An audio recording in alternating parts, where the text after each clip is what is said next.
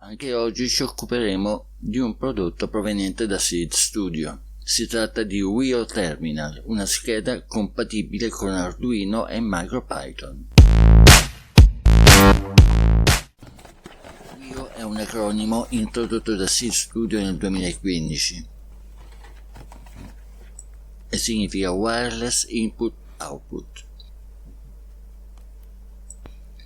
Wio Terminal è un microcontrollore basato su ATS AMD51 con connettività wireless.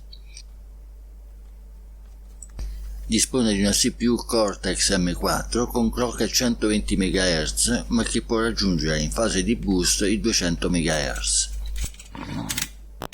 Salutiamo la nostra mascotte Biscotto, sempre curiosissima quando si tratta di operare un unbox pubblico. Il chip Realtek RTL 8720DN supporta sia Bluetooth che Wi-Fi a 2.4 GHz e a 5 GHz, garantendo in questo modo una valida infrastruttura per lo sviluppo di progetti IoT. È presente una interfaccia GPIO a 40 pin, compatibile con il Raspberry Pi, e risulta compatibile con gli oltre 300 elementi e sensori plug and play Grove prodotti da Seeed Studio. Lo stesso Wio Terminal dispone di uno schermo LCD da 2.4 pollici, un microfono incorporato, un accelerometro su 3 assi, un buzzer, uno slot per card microSD, sensore di luminosità ed emettitore infrarosso a 940 nanometri. Il tutto è inserito in un pratico e compatto contenitore, predisposto per montaggio magnetico o attraverso fori.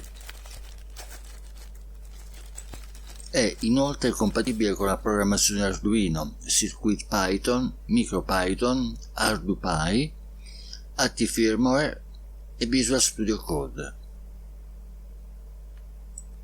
Wio Terminal viene venduto ad un prezzo inferiore ai $30.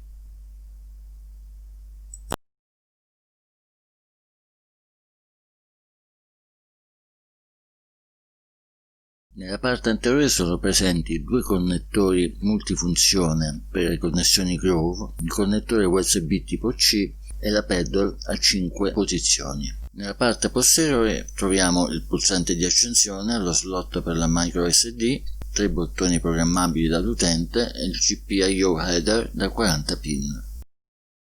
E per oggi abbiamo terminato. Se il video vi è piaciuto non dimenticatevi di sottoscrivere il canale e di lasciare un like. Sul nostro blog troverete quotidianamente nuovi articoli relativi a Raspberry e Arduino.